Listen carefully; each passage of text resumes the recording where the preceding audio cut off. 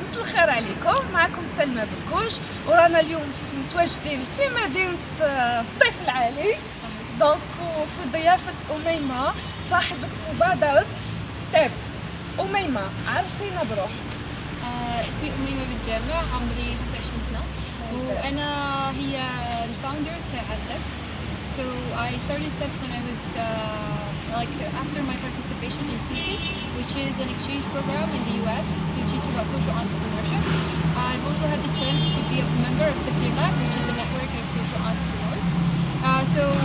What Steps is about, Steps wants to create a generation of innovative scientists, engineers, and technologically literate citizens for a better Algeria. And we do that by designing and delivering activities in science, in tech, and in engineering for kids between the ages of 10 to 18 years old. So tell us more about your participation in those exchange programs. You talked about SUSI and SafirLab. So give us an idea and how did you get there and how did you apply and why did you apply? I'm a medical student and I started to do some volunteering in my second year, third year. As I was volunteering in different volunteering experience for example MUN, for example Young Arab Voices, I've started to hear about opportunities to go abroad. And I've seen the different opportunities that we have. There's SUSI, there's MEPI, there's other opportunities, and I loved the concept of social entrepreneurship. I was a medical student. I had no idea what a business is or anything, but when I heard about social entrepreneurship and I saw examples, I thought that this is something that can actually bring some positive change. So I was like, I want to learn about this. What I did was apply, write down a few things. And I think what helped me is to see they accept people who have good academic achievements and people who are volunteers. And so I had a volunteering experience. I was doing good in medical studies. Yeah, in my medical studies. So I got accepted along other 4 people. We went to the US for 4 weeks, followed by 1 week of traveling. In those 4 weeks, we learned in UConn about social entrepreneurship, and we had this amazing teacher who, I think, in a way, he changed us. He changed all of us in some way. So before that, I wasn't someone who listens a lot. So I was someone who likes to talk. I want to talk about solutions for problems and everything. But being in that experience have taught me to listen more. So when I went home, we finished with online courses, we were studying for real, and that's something that I really appreciated. I gave them a small business model for Steps, and they gave us a very small grant, and we really wanted to start. So I started here in Dar Thaqafa Stif, and it was a great experience. And then I got volunteers, and we were working giving activities and everything. And I think after a while, I was like, oh, I want to go further. I want more materials. I want something bigger. So I applied for the AEIF, which is the Alumni Engagement Innovation Fund. This is a grant that's given by the US government. We need money. Yes, we need money.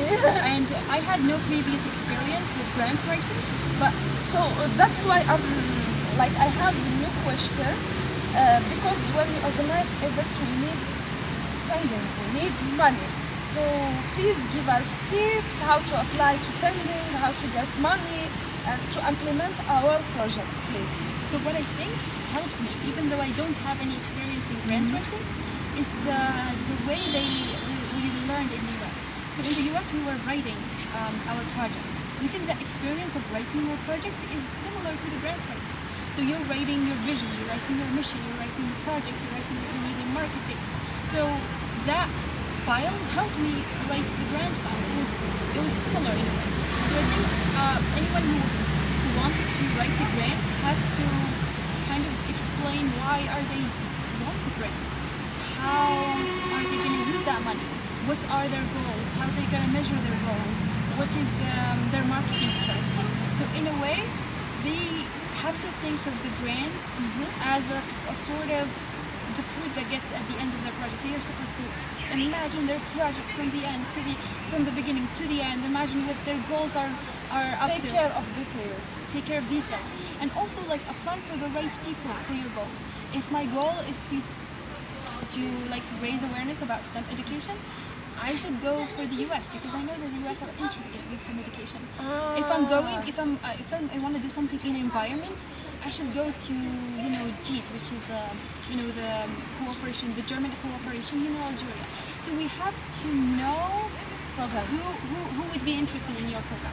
So you have a program, set your goals, write it down from the beginning to the end, and then figure out who would be interested in giving you the money to make that, to achieve those goals. Thank you so much for those tips. If you have last word to Algerian youth who think they miss opportunity, they don't have enough opportunities in their cities. So what's your word or your message to them? I think you're very lucky. I think if you are living in a place where there is nothing, it's your opportunity to shine, honestly. If I did what I did in Algiers, I wouldn't have stand out because there's other opportunities here and there. But if you're in a place there is nothing, anything you do is just the greatest thing ever. So look at these problems as a sort of an opportunity to learn. I mean, the worst thing that can happen is like someone probably saying no. You could try with another person. At the end, you're gonna learn something, and that thing is gonna help you in your future life in ways that you cannot imagine. Even with me, like a medical student learning about business, I feel like this helps me in my daily life. Thank you so much, dear, for your presentation and your inspiring talk. I'm so happy because I met Oumaima on Facebook, and we were talking about empowering youth in STEM, and here we are implementing her project, and I'm very happy to take part of your initiative here in STEM.